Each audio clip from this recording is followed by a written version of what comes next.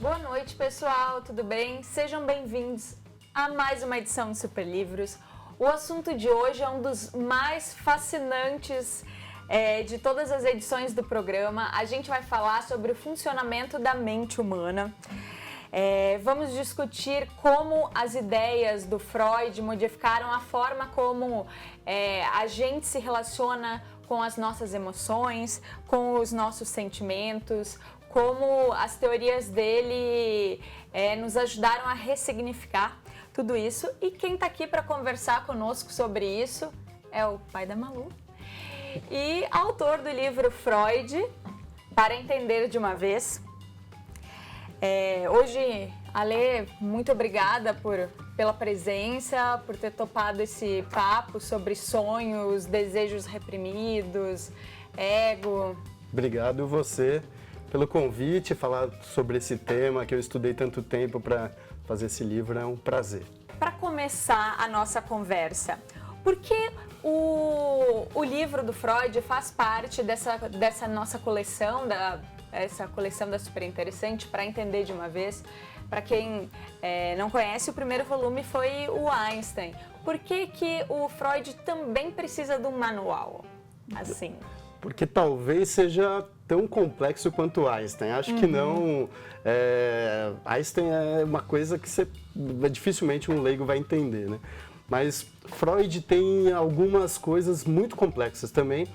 E, por outro lado, Freud está no imaginário das pessoas. Quem consome cultura de massa no planeta tem alguma hora contato com as teorias do Freud, porque ele foi um pensador tão influente que acabou que a obra dele está no cinema, está em roteiros de novela, está no artigo de jornal, está em matéria de revista, está até em desenho, porque alguma coisa as pessoas pensam.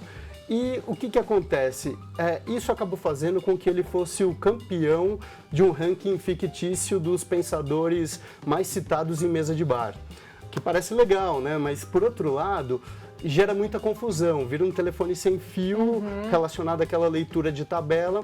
Então, as pessoas misturam sem muito critério superego, reprimido. Interpretações livres das teorias dele também, né? Muito. Acontece quando você está falando de uma pessoa que chega e vai apresentar uma amiga e fala: essa aqui é a minha linda, em vez de falar minha amiga. E, é um ato falho. Então, ou quando você fala assim, aquele cara que não quer sair da casa da mãe, Freud explica. Tá sempre, só que as pessoas falam sem muito conhecimento, porque os livros do Freud são difíceis mesmo, são cheios de jargões técnicos, falam muito uma linguagem própria da psicanálise que o próprio Freud inventou e ele se alimentou disso, os discípulos dele só falavam disso.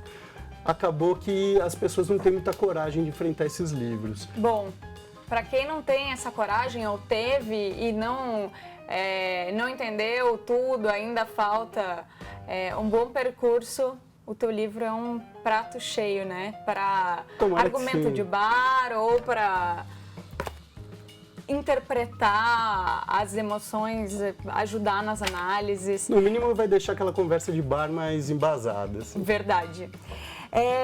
Tu falou, Ale, da psicanálise, que ele inventou a forma de escrever sobre a psicanálise, ele inventou a psicanálise. Se a gente puder traçar o antes e depois de Freud na história da psicologia, qual foi a grande contribuição dele na investigação da mente humana? Sem dúvida foi a teoria do inconsciente. Não que não existisse uma ideia sobre inconsciente antes do Freud, já existia, mas não era estruturada como ele fez. Então ele fez toda uma explicação sobre os mecanismos mentais e disse que uma coisa que foi revolucionária, que o inconsciente, está lá o nosso inconsciente, que até então tinha um papel meio subalterno na visão que as pessoas tinham sobre o funcionamento da mente, ele, na verdade, é o que dita nossos comportamentos, nossos desejos, nossos medos, alguns comportamentos irracionais que a gente tem. E isso fez com que virasse a cabeça das pessoas assim de ponta cabeça. Por quê? Você acaba deixando um pouco a autoestima do ser humano num estágio menor, porque você fala, poxa, eu não sou nem dono dos meus próprios pensamentos, né? Uhum. Isso foi revolucionário na época, é revolucionário hoje. É fácil a gente pensar, por exemplo, que você diz assim, pô, eu não sei de onde que saiu esse comportamento que eu tive, não sei por que eu fiz isso. Por que reagi assim? Por que eu reagi assim? Por que eu tive essa raiva exacerbada contra uma coisa boba?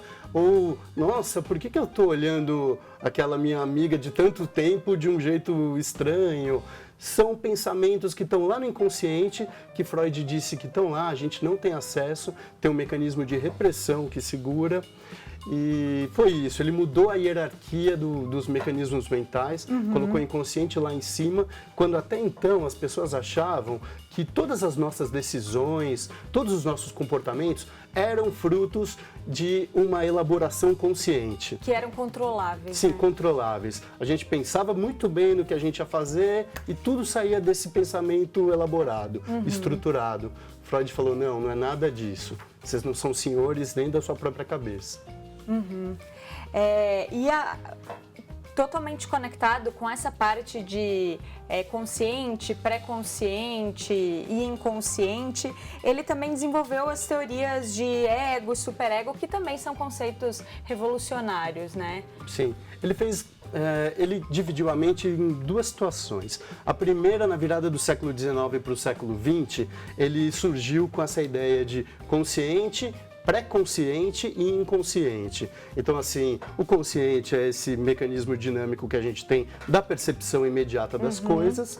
O inconsciente é isso que eu acabei de falar, uma área obscura, inacessível, onde ficam nossos instintos, nossos impulsos irracionais, nossos medos, nossos desejos. E tem o pré-consciente, que é uma área intermediária, que tem alguns pensamentos que não são acessíveis no momento, mas que você pode ter dependendo de alguma circunstância. Vou dar um exemplo. Você sente um cheiro que te resgata uma memória de uma torta que sua avó fazia quando você era criança. Você não lembrava dessa torta, não lembrava disso, mas por uma determinada circunstância, sim. O id, o ego e o superego, falando rapidamente, o id é uma instância tarada e psicopata assim da nossa mente, que quer a realização de todos os seus prazeres imediatamente, uma gratificação total. O mundo entraria em colapso se todo mundo fosse dominado por isso. Com certeza, Freud dizia até que é a única instância que está lá no inconsciente, porque se ela chegar no consciente, no nosso comportamento do dia a dia, não há sociedade possível. E ele falava também que os bebês são movidos pelo id, né? Porque eles querem satisfação o tempo inteiro. O ego é o que já pega um princípio da realidade, ele tenta jogar essas vontades, esses impulsos do id para uma circunstância possível. Não é que ele está barrando, censurando, mas ele tenta amenizar aquilo ali. Você está querendo dar um beijo numa moça porque você tem um desejo naquela hora. Ele fala, não, calma, vai primeiro perguntar o nome dela. Não estou falando que não é que é impossível, mas vamos ter uma conversa antes. E tem o superego, que já é baseado em valores que a pessoa herda dos pais e que já é muito mais sensor, que já faz com que a gente desista de algumas coisas, papéis sociais. Então, a nossa mente vive em conflito. E esses conflitos geram neuroses, levam as pessoas para os consultórios psicanalíticos e dão razão a muita coisa do que o Freud falou. Bacana. E essa divisão da mente foi até bem aceita, né? Questionada, mas no geral bem aceita. Agora, outros estudos dele foram muito polêmicos, tipo os estudos, por exemplo, os estudos dele sobre sexualidade, complexo de Édipo, a sexualidade das crianças. Tu acha que as pessoas do início do século XX, porque ele lançou essas teorias no início do século XX, né, não estavam prontas para discutir esse tipo de coisa, ou a gente ainda não está pronto para discutir a sexualidade das crianças, por exemplo. Você imagina se naquela época houvesse Facebook, né? É. Ia ser uma guerra, as pessoas iam se matar com as ideias do Freud. Porque o que o Freud disse, por exemplo, sobre a sexualidade das crianças... Uma coisa... Por isso que é importante você ter um livro que explica de uma forma mais transparente essas ideias do Freud. Porque a pessoa não leu ali na fonte e fala, nossa, Freud era um tarado que achava que as crianças queriam transar com os pais e não era isso. Ele explicou que a criança buscava prazer de todas as formas. E é um prazer que era exemplificado acho que o auge desse prazer era o aleitamento materno, onde ele tinha uma explosão dos sentidos. Tinha o gostinho do mamar, tinha o cheirinho e o contato do seio da mãe, tinha o som da mamãe ninando ele. Essa busca do prazer. Mas Freud também falou outras coisas que deixaram as pessoas com o cabelo em pé, principalmente pais e mães, como se a criança teria prisão de ventre propositalmente para juntar bastante volume e quando passasse aquilo na hora de defecar, tivesse prazer anal. Imagina um pai no início do de século hoje, XX, né? Ouvindo isso, né? Então é complicado, mas você lendo, você descobre que não é exatamente essa coisa, que o que ele quis dizer mesmo foi que a criança busca esse prazer de toda forma e que a forma como ela vai encontrando o prazer ao longo do desenvolvimento dela vai ter uma influência muito importante no adulto que ela vai ser. Bom, ele foi uma figura bastante controversa, né? Até no início aqui da nossa conversa, tu disse que ele inspirou muitos das referências que a gente tem de cultura de massa. Ele inspirou muitos filmes e desprezava o cinema. Ao mesmo tempo que a maioria das pacientes, a maioria dos casos, até que tu relata no livro, a maioria são mulheres, ele também tratava essas mulheres de um ponto de vista completamente masculino, essa questão da inveja do pênis. Hoje, tu acha que as ideias dele seriam muito diferentes ou o que ele teorizava na época foi um resultado também do tempo que ele vivia? Porque a gente não pode deixar de levar em consideração que tem 80 anos da morte dele, né? As principais teorias dele têm um século, assim, mais de um século. Claro, Freud era um homem do seu tempo e também do seu lugar. Ele morava numa Viena muito privilegiada e muito conservadora, muito repressora. Você que estava falando do cinema, só para fazer uma referência, ele era uma pessoa que muito conservador em relação a novas tecnologias. Cinema ele viu como uma coisa, um absurdo, assim. Imagina, não dava para fumar charuto. Na época eu acho que dava ainda para fumar charuto no cinema, deveria dar. E também porque ele achava que as ideias que estão no inconsciente, que estão lá expostas no cinema de uma forma sem o filtro, sem a interpretação da psicanálise ou de qualquer outro tipo de elaboração, então que não valia muito como representação artística. Ele gostava mais de obras clássicas, esculturas e a pintura clássica. E tanto que, falando em pintura, os surrealistas que se inspiraram muito nele e viam o Freud como um grande ídolo, assim, foram atrás dele, fizeram contato com ele e ficaram super decepcionados porque Freud tratou o Salvador Dalí, assim, falando, desculpa, sua obra, eu não entendo sua obra, ela não tem nada a ver com a psicanálise que eu faço. Saiu todo mundo triste, assim. No caso do Dalí, que tinha uma autoestima maravilhosa, até foi um presente. Agora, em relação às mulheres que você disse, Freud era extremamente conservador em relação à mulher. Ele deixava claro para a esposa dele que o papel dela era como dona de casa e que não haveria outro. E ele fez uma grande teoria sobre a sexualidade da mulher que foi, assim, um absurdo, assim, porque ela parte de um ponto, ela tem uma perspectiva falocêntrica, que eles dizem, que, assim, a perspectiva masculina o tempo inteiro. Ele acha que a mulher é derivada do homem. Então, uma mulher, essa coisa da inveja do pênis, a mulher tem inveja de uma parte, ela se sente como um ser humano castrado, imperfeito, que lhe falta uma coisa que o homem tem. E por causa disso, ela tem 3 caminhos possíveis na vida. A neurose, que é não conseguir lidar muito bem com essa falta do pênis. A maioria das pacientes dele, né? A vida normal, que ele achava, que era o casamento, ou ser uma mulher fálica, que é uma mulher que quer ter esse pênis simbólico para ela, que é tanto uma mulher lésbica ou uma mulher que quer assumir um papel que na sociedade, pelo menos naquela Viena da virada do século, pertencia somente aos homens. Hoje já não é assim, mas a gente sabe que ainda é em grande parte assim, infelizmente.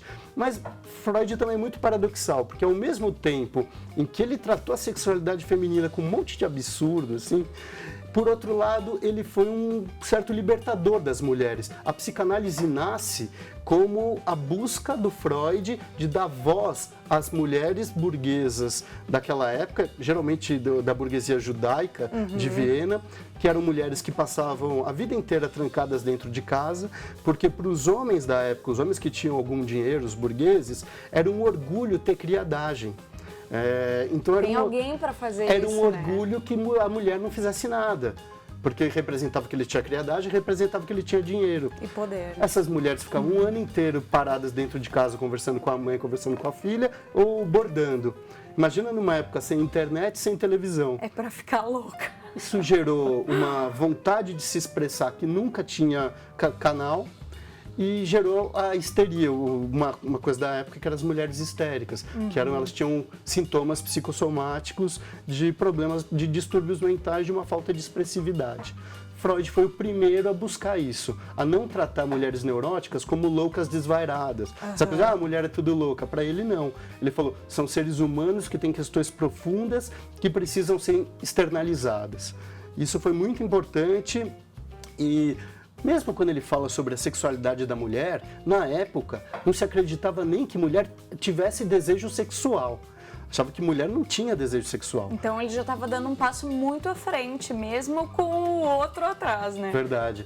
E nessa coisa também dele ser paradoxal, apesar de ser super conservador, ele foi o primeiro cara que viu...